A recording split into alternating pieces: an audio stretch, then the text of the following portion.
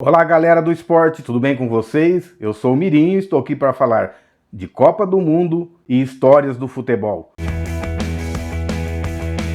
Então, pessoal, aproveita, se inscreva no meu canal, compartilhe esse vídeo e acionando o sininho você vai receber todos os nossos vídeos falando de todas as Copas do Mundo, histórias do futebol, recordes, números. É um canal que vai trazer bastante dados para vocês poderem pesquisar e ficarem bem atualizados em relação ao esporte, ao futebol em geral. E vamos hoje, pessoal, vamos falar da Copa do Mundo de 1934. Nós que já falamos da Copa do Mundo de 1930, como ela foi criada, tudo certinho, né? Na descrição tem o link do vídeo anterior da Copa de 1930. Agora, nós vamos dizer para vocês, pessoal, que a Copa do Mundo de 1934, ela começou antes da Copa de 1930. A Copa começou em 1929, antes da de 30, essa de 34, porque a Itália queria sediar a Copa de 1930. Mas como o Jules Rimet deu preferência ao Uruguai, devido ao Uruguai ser campeão olímpico de 24 e 28, a Itália ficou fora. Aí o que a Itália fez? Boicotou a Copa do Mundo de 1930 no Uruguai. O que aconteceu? Teve muita dificuldade devido àquele tempo, pessoal, ia de navio, então muitos países da Europa não quiseram vir para o Uruguai para a Copa de 1930. O que aconteceu? O Jules Rimet teve que interferir, ele era presidente da FIFA, que criou as Copas do Mundo, em alguns países que ele tinha um pouco de força, aí foram 4 países europeus para a Copa do Mundo do Uruguai. E o que aconteceu agora? Em 1933, o Uruguai deu troco. Ele também boicotou a Copa de 1934. Então foi a primeira vez que um campeão mundial não defendeu seu título porque o Uruguai não foi na Copa do Mundo de 1934. E outro fator importante, pessoal, era o regime que tinha na Itália na época. Era o Mussolini que comandava tudo na Itália. Ele era o ditador, o fascismo, né, que era a forma de governo. O que o Mussolini queria? Ele queria a Copa do Mundo para fazer a propaganda do fascismo para o mundo inteiro, para ver como que funcionava. Tanto é que ele construiu estádios de futebol, um foi com o nome dele, o outro foi com o nome do partido, e sempre usando isso. E ele falou pro treinador lá, falou, ó, você pensa bem, Deus que te dê boa sorte se a coisa não funcionar na Copa do Mundo, se a gente não ganhar. Então, foi muita pressão em cima dos jogadores italianos. Ele realmente fez o que ele pôde usar, o Mussolini pôde usar para fazer a sua propaganda, ele usou nessa Copa do Mundo, e a gente vai estar passando mais alguns detalhes para vocês. As equipes que participaram, pessoal, da Copa do Mundo de 1934 foram Argentina, Bélgica, Brasil, Estados Unidos e Romênia, que já disputaram em 1930. Os novos foram Alemanha, Áustria, Egito, Espanha, Holanda, Hungria, Itália, Suécia, Suíça e Tchecoslováquia. E foi a primeira Copa, pessoal, que já teve eliminatória, já teve disputa. Então a Itália corria risco de repente, dentro de casa, tudo, já pensou? Se não classifica, o Brasil, com a desistência do Chile e do Peru, não precisou nem disputar a eliminatória, ele já veio classificado direto. Sobre a preparação do Brasil, pessoal, de novo teve problema, porque em 1930 teve, vocês têm o vídeo aí que vocês podem ver, o Brasil teve a briga entre os paulistas e os cariocas. No fim, os paulistas não foram disputar a Copa no Uruguai em 1930 e foram só os cariocas. Nessa, o que aconteceu? Houve, além da mal preparação, o Brasil ficou mais de um ano sem jogar antes do primeiro jogo da Copa do Mundo. Quer dizer, não tinha adversários, não pôs o time para jogar. Além do fato da briga entre os clubes que tinham jogador profissionais e os que tinham amador. Então, teve aquela briga, aí eles tiveram que pagar os jogadores. Quer dizer, além de tudo, o time não foi colocado para jogar e ainda teve esses problemas.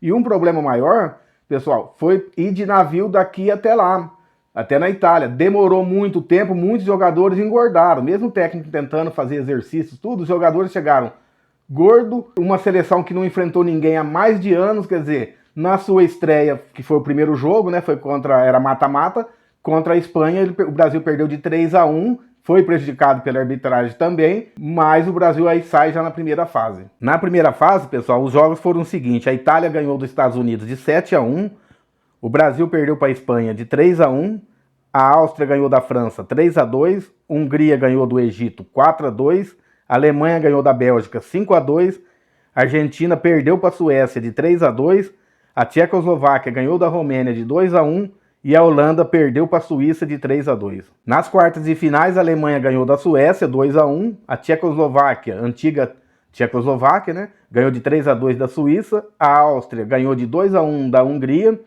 a Itália empatou 1-1 com a Espanha. Aí teve um outro jogo para desempate, a Itália ganhou de 1-0 com muita reclamação da Espanha, que a arbitragem parece que deu uma ajuda para o time da casa. Nas semifinais, pessoal, a Tchecoslováquia ganhou da Alemanha de 3-1 e a Itália ganhou de 1-0 da Áustria. A decisão do terceiro lugar, a Alemanha ficou em terceiro, ganhou da Áustria de 3-2. Na final, a Itália ganhou de 2-1 da Tchecoslováquia. A Tchecoslováquia saiu na frente, né, com Mussolini e tudo ali no campo, fazendo pressão. Inclusive, o trio de arbitragem cumprimentou o Mussolini, né, do tipo que os fascistas faziam aquilo ali.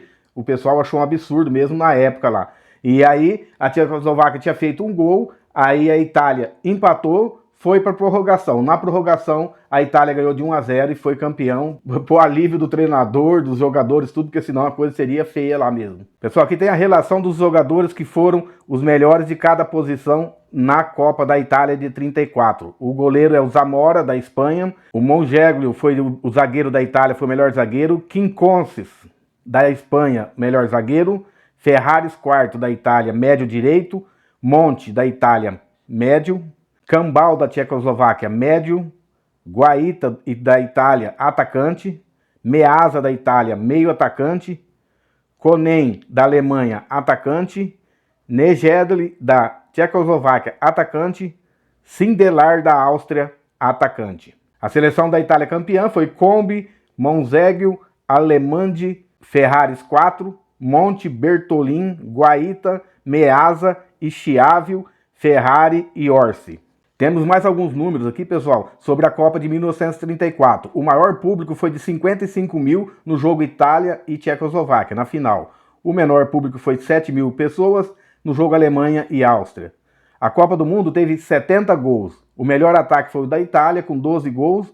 O goleiro menos vazado foi o Combi, da Itália, com 3 gols.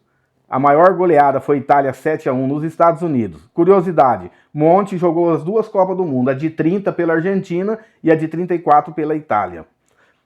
Os artilheiros foi o Nejedli, com 5 gols. O craque da Copa foi o Meazza, da Itália.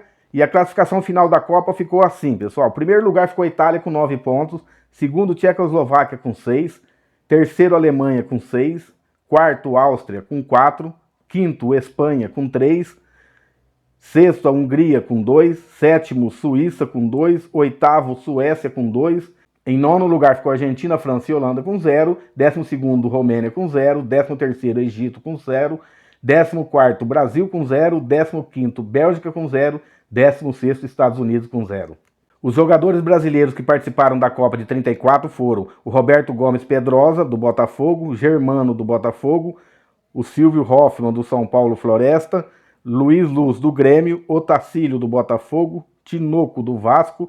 Martim, do Botafogo. Ganali, do Botafogo. Ariel, do Botafogo do Rio. Valdir, do Botafogo do Rio. Luizinho, do São Paulo Floresta.